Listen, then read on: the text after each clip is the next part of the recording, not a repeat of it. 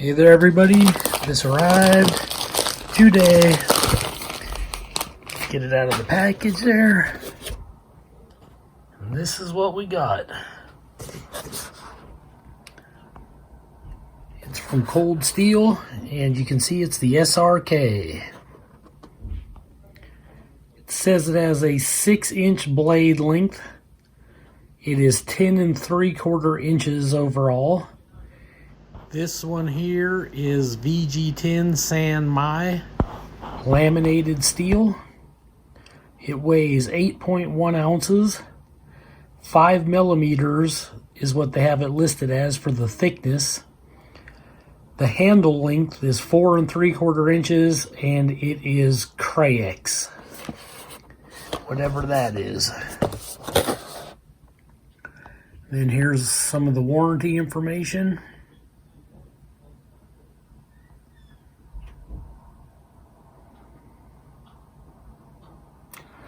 Okay, let's see here. Okay, there we go. Got the sheath right here on top. Okay, got that opened up.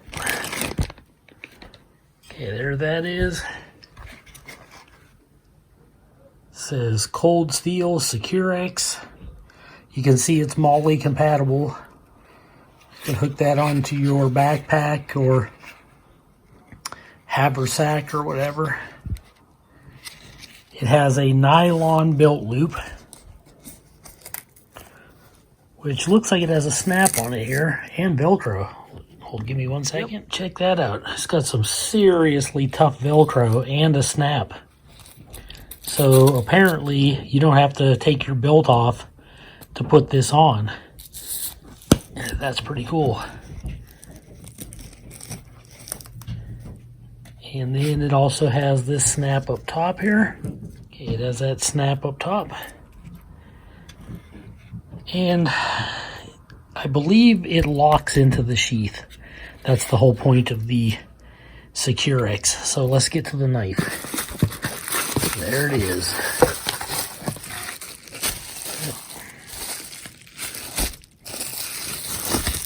Okay, it slid out of the paper holder there. Well, there it is.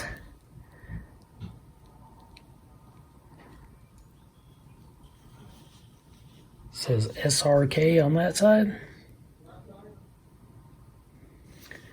And then this side says Cold Steel, San Mai, Taiwan. And I believe that's where it's Japanese steel that's being sent to Taiwan for the manufacturer right now. So that's where this one's from. It's got a false swedge on the top there, a false edge. It is a swedge, and it is a, I guess you'd call that a clip point blade. And you can see this faint line right there that goes right along the bottom edge. Here's the blade, that secondary bevel, but then see that line right above it? That's the sandwiched steel. Now, according to Cold Steel, it says it's a hard, high carbon steel in the center. And then it's sandwiched between 2 lower carbon steels on the outside to protect the high carbon on the inside. Some people have speculated that it was like 420J stainless steel on the outside. That I don't know.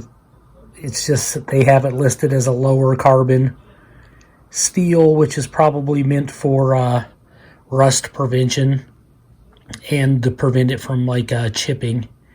But you can even see it on the top. I don't know if the camera's doing it justice, but you can actually see the sandwich line.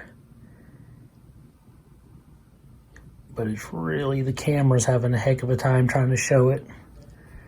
Okay, shut that light off. There, come on. Come on. Can you almost catch a glimpse of it? Well, it's Very hard to see in the camera. You can see it fairly easy in person. But it's almost like that line there, that sandwich line that's above the edge, above the blade edge. And you can see it up on the top there too. But that's cool. This is that Kray-Ex handle. You can see it's got kind of a Coke bottle belly on it if you look straight down at it. Got some paint on my hand. I was painting today. Looks like it has a brass lanyard hole. These are like little rubber beads. Very grippy. It's got a little bit of a thumb guard there. Not a huge one, but it's there. Little tiny micro choil for sharpening. That's not a chip in the blade. That's a tiny little choil there. Yep, very nice. Even has some texture on that too to like grip your finger, because you don't want your finger to slide up on that blade. It's got a tiny little bit of a swell there at the back to give you some grip. That way if you're swinging it hard, you got all that extra grip. I even like this weird striping on the top right here and on the bottom. There's just all kinds of grip going on with this. Let's see how it goes into the sheath. Okay, it goes in, has a little bit of a click when it goes in. I might have to loosen one of these screws here, although I don't think that has anything to do with it. But it almost feels like it's putting some pressure on that blade, which worries me because it might dull the blade quicker. But even as it is, this is going to make noise. But you can see it's really in there. It ain't going nowhere. It locks into place. And then you can put this on. All right, that's it snapped. You can see it's very quiet. Very nice sheath. And the handle doesn't ride very high above the belt loop, which means that when you wear this on your side, it's not going to poke you in the side like when you're sitting down and things like that. It'll stay lower on your hip, be a little more bearable. Because some knives, they'll have the belt loop way down here and you got like half a knife up in your ribs, you know, and that's not very good. But yeah, the sheath seems to work fine. It's very secure. And I guess you just use this like a push off, like a thumb ramp. Maybe, that's what I'm thinking. Maybe not.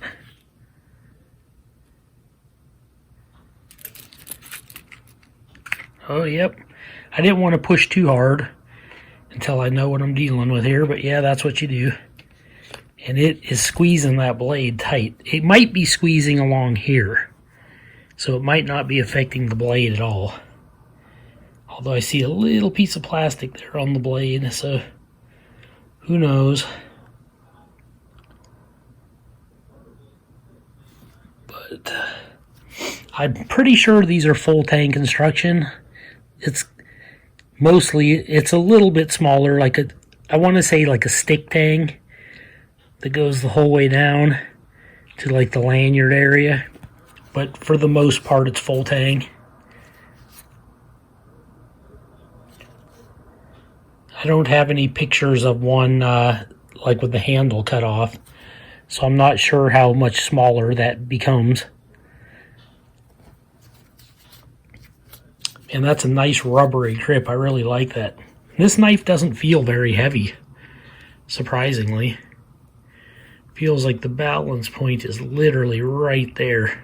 Right. It's just such an odd shape. I can't quite get it. There it is.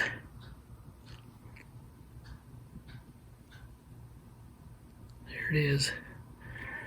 Yep, right in that general area. It feels just ever so slightly forward heavy, but not much at all. Very light. Feels like a very agile knife. Okay, here it is, right out of the package. Here's a sheet of printer paper. Let's see how sharp it arrived.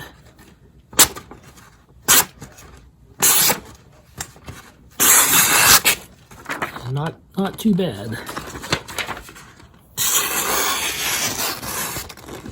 Not too bad at all.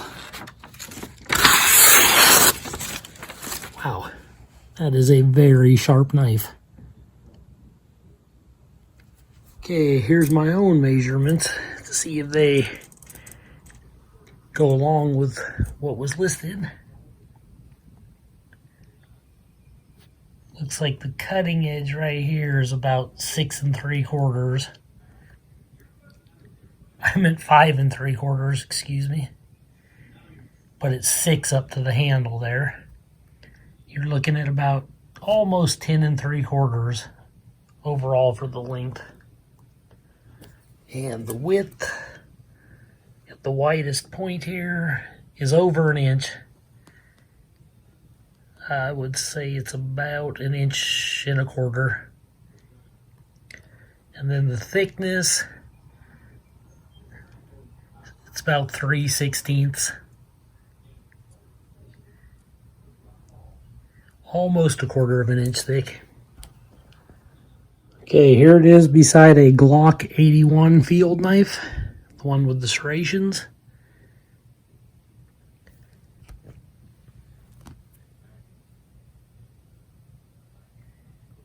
These are pretty excellent knives, but this is definitely a higher end knife here, the SRK is. Here it is beside an old traditional Mora, which has a forced patina on the blade. Here it is beside the Svord utility skinner that I recently reviewed. You can see there's definitely a difference in thickness there. Here it is beside an Ontario Blackbird SK5.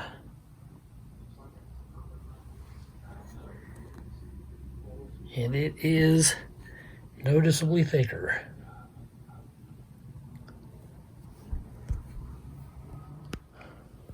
All right, up on top, we have the Falkneven A1 in laminated VG-10. And it has that same line, which is not showing up super great today, but it is there, where you can see it's laminated. This one you can see the line up top a little better. But these two, you can even tell the handles and stuff, they're very similar. So similar. See if I can get them to stand up by themselves, leaning on each other. You can see the Falkneven is a little bit thicker, and the tang on the Falkneven actually sticks out of the back there. But let's get them exactly lined up. And the Falkneven is just slightly longer, hardly nothing. It's a little wider in the belly there too. But yeah, these two are definitely kind of in competition with each other. And the difference is even though they're almost identical, same types of steel, same type of clip point blade with the swedge on top. I think this is a convex, and this has a, looks like it has a secondary bevel there. And you can see the tang sticking out on this one, so you can hammer with it, whereas this one you cannot. But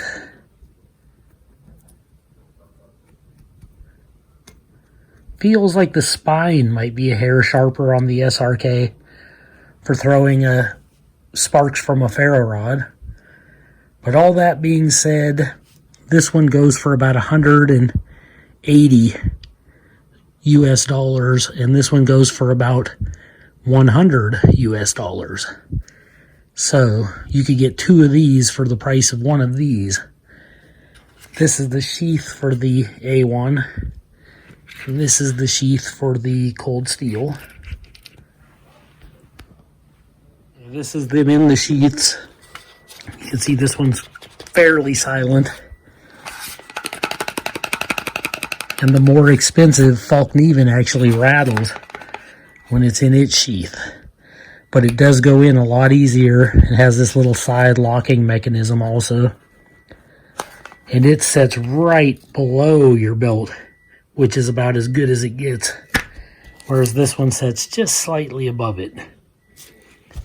But this one, you can see the weight of this one is noticeable. It's noticeably heavier than this one. Yep, but there it is. That's the difference between the two of them. They're both excellent knives. I love this one. But if it's a little bit out of your price range or you don't feel comfortable spending that much, but you want a very similar knife, get the SRK in San Mai VG-10. It's as close to the Falkneven probably as you're going to get.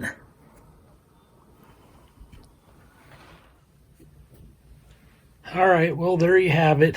I don't have a lot more to say about it. It is the Cold Steel SRK in laminated VG-10 San Mai steel. It's Japanese steel, shipped over to Taiwan, where it is made in one of their factories there. That is my understanding of it. And it's supposedly pretty good stuff, so I thought I would get one. And they've been around for a while. The price of this San Mai steel is coming down to a degree, like starting to get into a price range where I can finally afford some of the stuff that is made from it. I think for a while there in the beginning, it was up there. It was like $500-600 for a blade made in that steel. Now it's coming down, obviously. I want to get the Cold Steel Trailmaster, but it's still quite expensive. And it's also a pretty ginormous knife. Whereas this is more likely something that would be more comfortable wearing on your side going into the woods to go do some bushcraft or whatever. But the handle does collect some lint, as you can see. Very nice knife. It's not super heavy at all, but it is thick stock. Look at that needle sharp tip. It's a good looking blade too.